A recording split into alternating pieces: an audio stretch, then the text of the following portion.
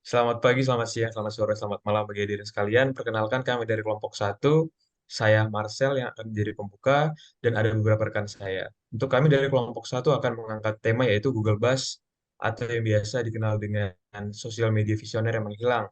Kenapa dibilang sosial media visioner menghilang? Karena Google Buzz merupakan sebuah layanan dari Google, merupakan sebuah sosial media yang dikeluarkan oleh Google, salah satu menjadi visioner atau di awal-awalnya gencarnya sosial media. Lanjut.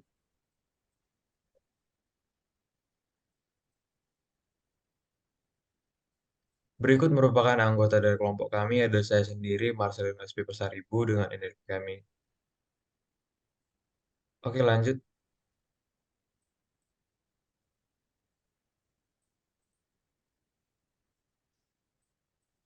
Baiklah, dalam presentasi kali ini akan ada 4 bagian besar yang bakal kami bahas. Yang pertama itu profil Google Buzz, mencakup background siapa company yang besar atau company induknya, lalu kapan dibangun dan tujuan dibangunnya Google Buzz. Yang kedua ada kelebihan Google Buzz, maka akan memberikan definisi tentang Google Buzz dan fitur-fitur yang dimiliki oleh Google Buzz. Yang ketiga ada kegagalan Google Buzz, apa yang menyebabkan dia gagal dan jadi tutup seperti sekarang.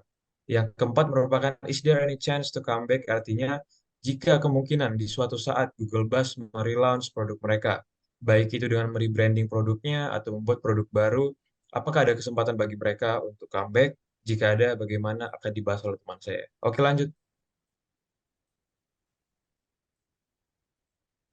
Baiklah, untuk background dari Google Buzz sendiri, Google Buzz lahir pada tahun 2010. Google Buzz dibuat oleh Google. Google merupakan perusahaan induk dari Google Buzz itu sendiri. Google merupakan atau Alphabet Incorporation merupakan sebuah induk atau perusahaan induk dari Google Buzz sendiri. Dengan tujuan membuat gebrakan baru di tengah sektor sosial media yang pada saat itu dikuasai oleh monster Facebook. Namun, nahasnya Google Buzz mati karena dirinya sendiri. Oke, lanjutnya akan dilanjutkan oleh rekan saya. Oke, baik. Saya Rahmat Ramadan Permana dengan NRP 502622154 akan menjelaskan tentang kelebihan dari Google Buzz ini terlebih dahulu. Bisa di next dulu. Oke, jadi seperti yang dikatakan oleh Marcel tadi, bahwa Google Buzz ini merupakan salah satu platform sosial media yang sebenarnya visioner. Mengapa visioner? Karena Google Buzz ini sendiri diluncurkan pada tahun 2010. Dan kita tahu pada saat itu sudah ada sebenarnya sosial media yang terlebih dahulu muncul, yakni seperti YouTube dan Twitter. Dan Google Buzz ini bisa juga menjadi kompetitor bagi Instagram, apalagi TikTok yang umurnya baru muda ya, baru rilis di tahun 2017 silam.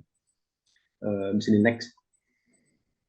Jadi Google Buzz ini menawarkan fitur-fitur yang visioner, artinya fitur-fitur yang ada di Google Buzz kebanyakan besar itu ada di sosial media saat ini seperti di TikTok, YouTube, Twitter, atau X.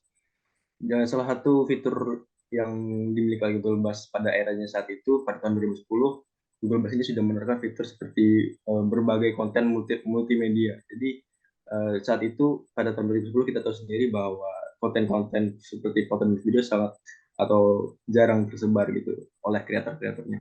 Namun dengan adanya Google Buzz ini, saat itu Google Buzz menawarkan adanya sharing atau berbagi konten multimedia.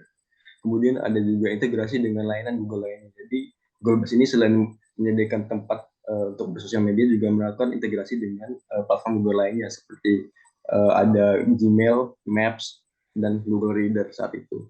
Tentunya dengan fitur-fitur ini Google Buzz harusnya bisa menjadi kompetitor sosial media yang ada saat itu. Kemudian selanjutnya adalah Google Buzz ini memberi dukungan feedback kepada sesama pengguna. Artinya saat itu Google Buzz ini menawarkan feedback seperti like dan komen di platform sendiri. Seperti yang sudah kita ketahui saat ini, di sosial media banyak sekali yang menggunakan fitur seperti ini. Selanjutnya akan dilanjutkan oleh teman saya. Baik, sebelumnya perkenalkan nama saya Fajri Ramadan dengan 3 NIRP terakhir 030.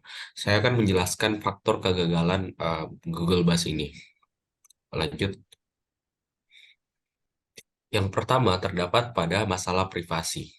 Masalah tersebut sangat serius.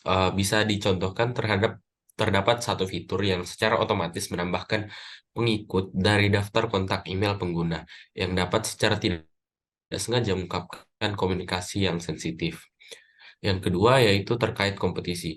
Google Buzz tidak menyediakan apapun yang baru, dan platform tersebut tidak menyediakan keunggulan yang dapat membedakannya dengan Twitter serta sosial media lainnya yang sejenis. Yang ketiga adalah terkait kebijakan, terutama pada kebijakan no setup dari Google Buzz menyebabkan orang-orang yang sebelumnya tidak pernah mendaftar untuk Buzz menjadi terlibat secara otomatis. Hal tersebut menyebabkan penggunaan Google Buzz tidak meminta persetujuan dari user-user pengguna Google lainnya. Selanjutnya yaitu terkait hukum. Kontroversi privasi yang melibatkan Google Buzz berujung pada sebuah tuntutan hukum yang akhirnya memaksa Google untuk membayar 8,5 juta dolar. Ini bukan hanya merupakan beban finansial, tapi juga merusak citra baik merek Buzz. Oleh karena itu, berdasarkan faktor-faktor tadi, Google Buzz mengalami kegagalan. Mungkin dilanjut oleh teman saya.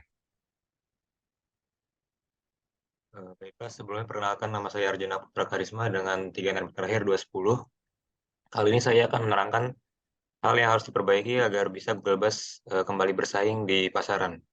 Jadi ada beberapa hal yang perlu dipertimbangkan berdasarkan pengalaman kegagalan sebelumnya. Jadi poin-poin yang saya dapatkan ini ada 4, yaitu pertama, keamanan dan privasi. Google Buzz perlu memastikan bahwa layanannya mematuhi standar keamanan dan privasi yang ketat. Mereka harus memberikan kontrol yang jelas pada pengguna untuk mengatur siapa yang dapat mengakses data mereka dan apa yang dapat dibagikan. Kemudian yang kedua, perlindungan terhadap spam dan penipuan. Google Buzz harus memiliki sistem yang kuat untuk melindungi pengguna dari spam, penipuan, dan konten berbahaya. Mereka juga harus memiliki mekanisme pelaporan yang efektif. Lalu ketiga, pengawasan dan penegakan kebijakan yang ketat.